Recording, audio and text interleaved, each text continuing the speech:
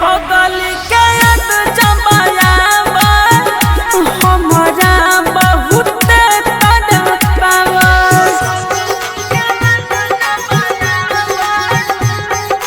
DJ विकास मटियार कला सीतामढ़ी।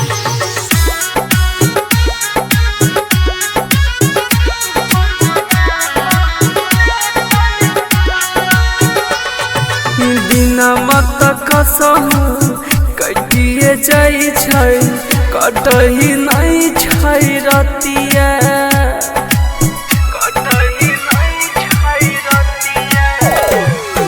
हर घड़ी हमरा याद आबै छै ओकर मीठी बतिया। सपनों में ओकर सुहरत है, सपनों में ओकर सुहरत हमरा लगई झलकावे।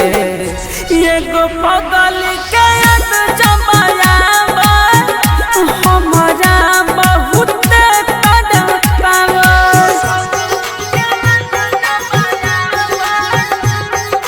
डीजे विकास मटियार कला सीतामढ़ी।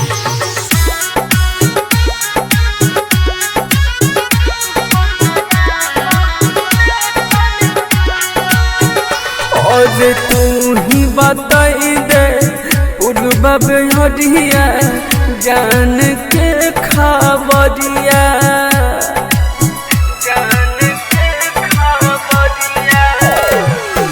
कौन दिशा में जान रहै छै आबै नहीं छै नजरिया। के न जीतै अबय जइया रे, के न जीतै अबय जहिया रे जहान के भूल के। एगो पगल के याद जमायावा हमरा बहुत तड़पावा। चंडिका रिकॉर्डिंग स्टूडियो राजा सुनवर।